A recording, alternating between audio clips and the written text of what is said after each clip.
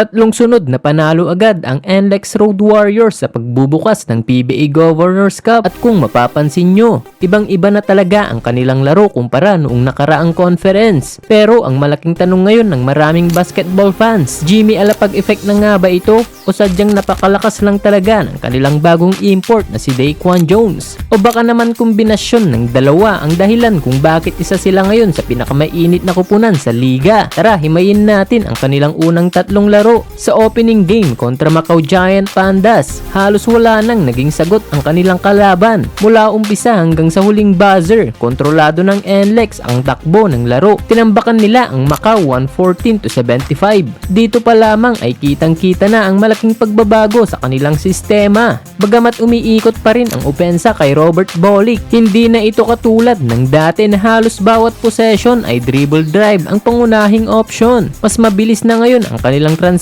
offense, mas marami ang kick-out passes, mas mabilis ang pag-ikot ng bola at mas agresibo na rin silang tumitira mula sa labas. Kung susuriin nating mabuti ang kanilang opensa, makikita nating mas malaya ng gumalaw ang bawat manlalaro at hindi lamang nakaasa sa isang scorer. Isa rin sa mga naging susi ng kanilang panalo ay ang kanilang import na si Daquan Jones na nagtala ng 23 points, 11 rebounds at 3 assists. Ngunit ang tunay na pagsubok ay dumating sa kanilang ikalawang laro.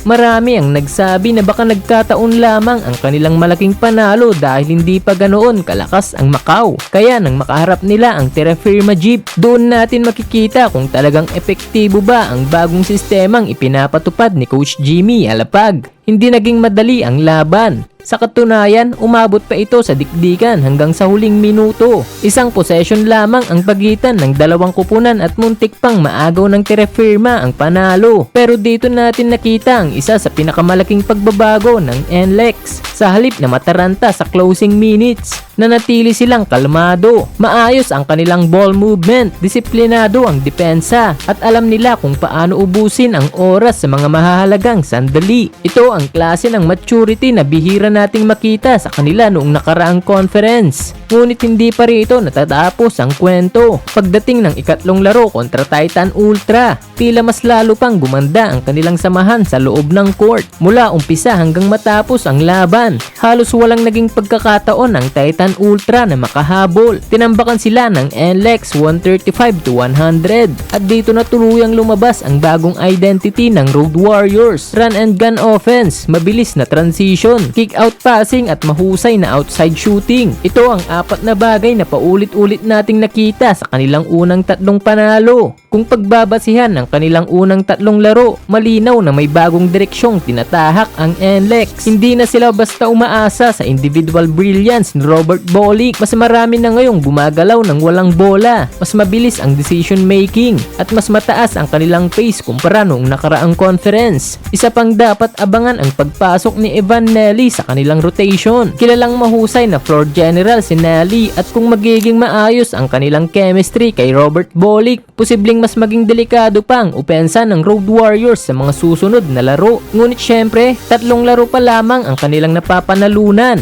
Ang tunay na sukatan ng kanilang lakas ay kapag nakaharap na nila ang mga heavyweight teams tulad ng Barangay Ginebra, TNT, San Miguel at Magnolia. Doon natin malalaman kung hanggang saan talaga ang kayang marating ng sistemang ipinapatupad ni Coach Jimmy Alapag. Mga idol, ano sa tingin nyo? Jimmy Alapag effect na nga ba ang magandang simula ng NLEX? O baka naman masyado pang maaga para sabihing isa na silang tunay na title contender? At kaya na kaya nilang makapasok sa finals ngayong Governors Cup? O baka maulit na naman ang nangyari noong nakaraang conference kung saan naging number 1 sila sa eliminations ngunit hindi umabot sa finals? I-comment nyo na ang inyong opinion sa ibaba. At kung nagustuhan nyo ang video na ito, huwag kalimutang i-like, mag-subscribe at pindutin ang notification bell para lagi kayong updated sa mga bago nating video. Maraming salamat sa panonood mga idol!